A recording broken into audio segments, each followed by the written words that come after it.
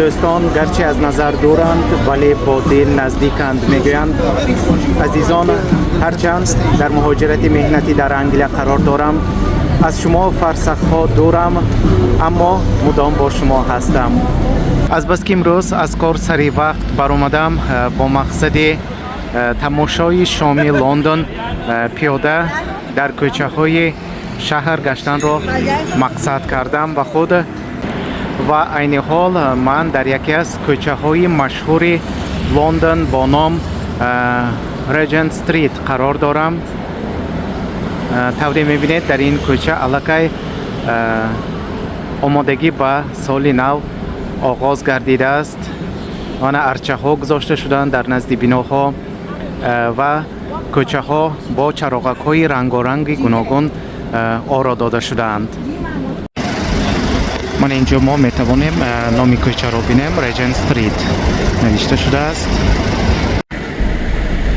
کوچه بسیار کوچه مشهور است و در این کوچه مغازه های مشهور دنیاوی با زبان روسی گویم اگر برندوی مغازه ها در همین کوچه جایگیر است.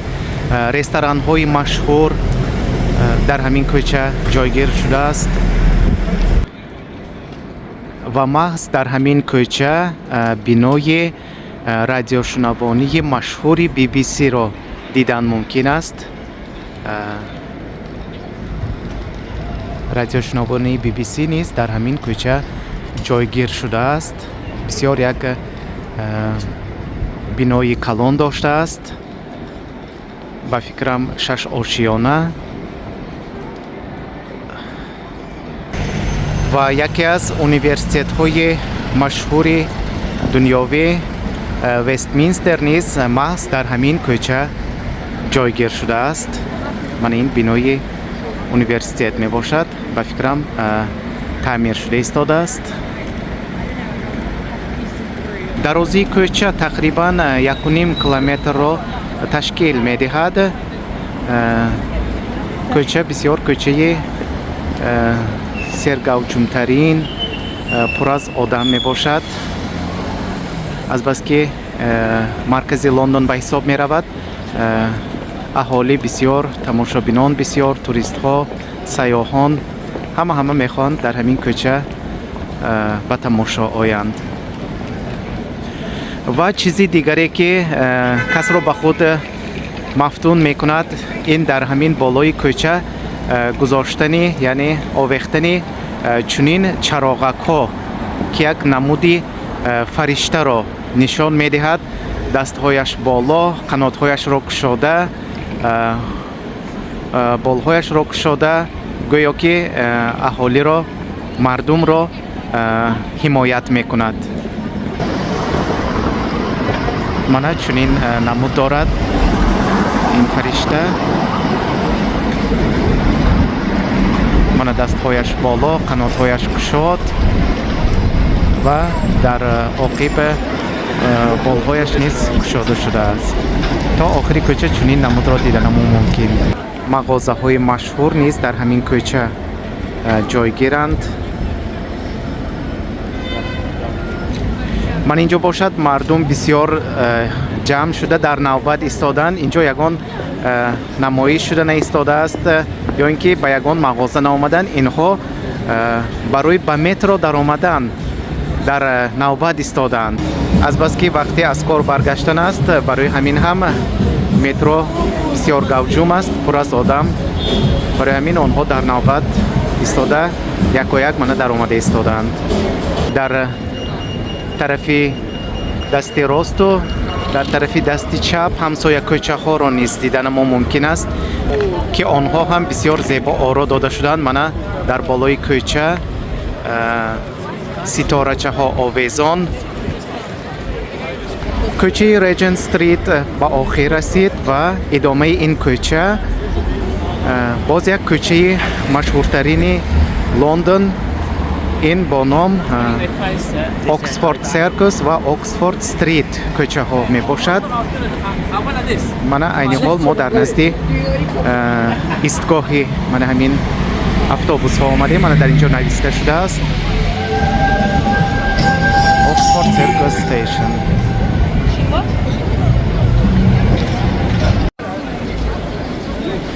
азизон, дар чети кӯча мо чунин таксиҳоро ҳам дидан мо мумкин аст ва мардум метавонанд бемалол дар он нишаста шоми Лондонро тамошо кунанд. Мана чунин зебо ороиш дода шудааст. Мана ин таксиҳои хурд дар кӯча ҳаракат карда истоданд. дар ин таксии хурд миҷозон метавонанд аз сурудҳои дилнишин низ баҳраманд шаванд ва дар кӯчаҳо, дар ҳамаи кӯчаҳои Лондон автобусҳои дуошиёнаро бисёр дидан мумкин аст. дар миёни кӯча роҳрав ташкил карда шудааст. пиёдагард бемалол метавонад аз миёнаи кӯча тавассути мана ҳамин роҳрави хурдакак гардад. ман ҳам ҳаракат мекунам ба ҳамин миёни кӯча, ба ҳамин роҳрави хурдакак гузарам. мана дар инҷо низ наворбардорӣ шуда истодааст. мана дар ҳар ду тарафи кӯча мағозаҳо ҷойгиранд.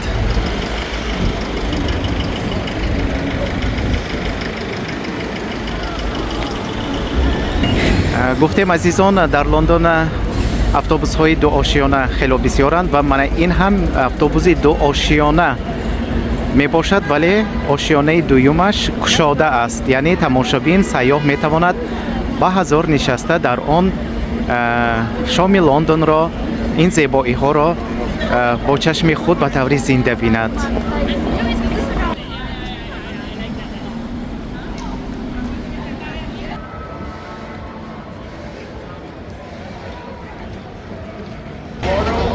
мана дар инҷо бошад чароғакҳои гуногунро шарикҳоро фурӯхта истоданд. Hello, how are you? ман ин бошад як мағозаи махсуси соли навӣ мебошад, ки фақат таҷҳизоту маҳсулотҳои соли навиро мефурӯшад. мана аз наздик гирифтам ба ҳаракат мекунем. бисёр як мағозаи зебо, гӯё ки инсон худро ба як олами афсонавӣ афтодааст ҳис мекунад. дар инҷо бошад арчаи соли навӣ қад афрохта истодааст ва дар назди он ана ҳамон қаҳрамонҳои дӯстдоштаи хурдтаракон ки дар мултфилмҳо баромад мекунанд ҳастанд. ва дар ин кӯча аз ҳама чизе ки маро мафтун кард, ин мана ҳамин фариштаҳои паруболкушода мебошад. бисёр як намуди зебо дорад. инсон нигоҳ карда сер намешавад. мегӯянд ку мана ҳамин бошад дар кор. ва албатта инро бо чашми худ дидан як эҳсосоти дигаре ба инсон мебахшад. албатта ин зебоиро ба фикрам рӯзона на он қадар хуб эҳсос кардан мумкин аст, чунки рӯзона ин чароғакҳо на он қадар ба чашм мерасанд, вале шабона бошад бисёр як намуди зеборо, бисёр як намуди ба худ ҷалб кунандаро дорад он. ва ин аз аввали кӯча ки мана аз кӯчаи Regent Street оғоз мешавад то охири кӯча, пайвастдигар кӯчаҳо чунин оро дода шуданд. ва боз як чизро гуфтанӣ ҳастам азизон, мардуми маҳаллии Англия бисёр як мардуми ҳалим мебошанд. агар рӯпаро афтида монед, албатта пурсупос мекунанд, ҳеҷ набошад як салом дода мегузаранд ё ин ки як табассум мекунанд. бисёр як мардуми меҳмондӯсту як ҳалим ҳастанд. нигоҳ накарда ба сардии ҳаво, мардум дар кӯча хело ҳам бисёр ҳаст. киҳо аз кор баргашта истоданд, киҳоро бошад ба тамошои кӯча баромаданд. ва дар инҷо бисёр халқу миллату элатҳоро дидан мумкин аст. ва мана яки онҳо ба фикрам ҳиндустониҳо бошанд дар кор бо либоси миллӣ дар кӯча наворбардорӣ карда истоданд.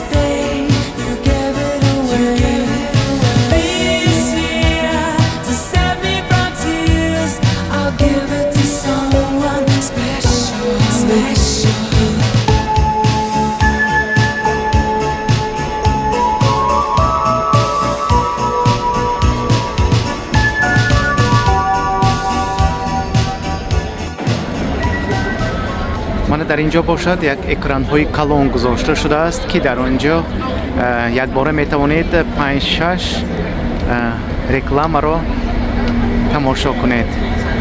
бисёр як экрани калон. барои сайёҳон бошад манам хел нуқтаҳои савдоӣ ташкил карда шудааст. онҳое ки ба сайёҳат омаданд метавонанд аз инҷо тӯҳфаҳои хотиравиро خرید کنند.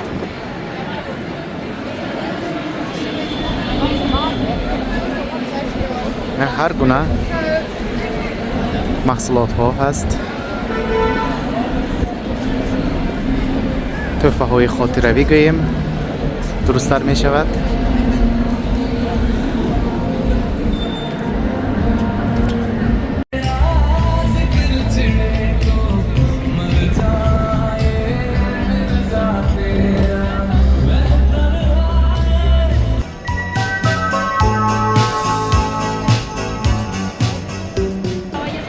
کوچه‌ها را دور زده و نهایت من ارچه سال نوی را نیز هم دریافت کردم.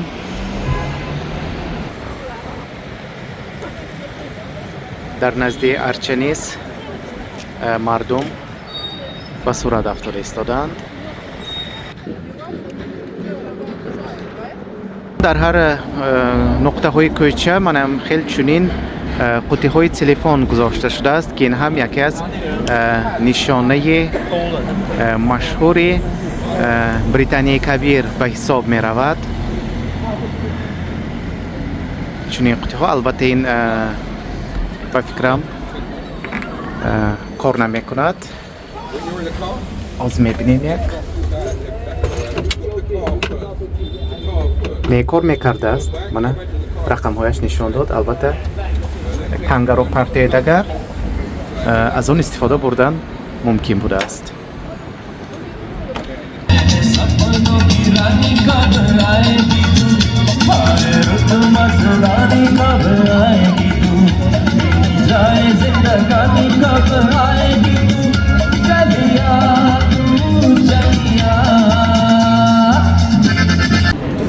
خلاص عزیزان، کوچه های قدیمه زیبا و تاریخی شهر لندن خیلی هم بسیار است و ما وقت یافته حرکت میکنیم به این کوچه ها، به این جای های به دقت سزاوار لندن تشریف آورده، از آنجا نواربرداری کرده کمی پشت هم به شما عزیزان معلومات رسانیم.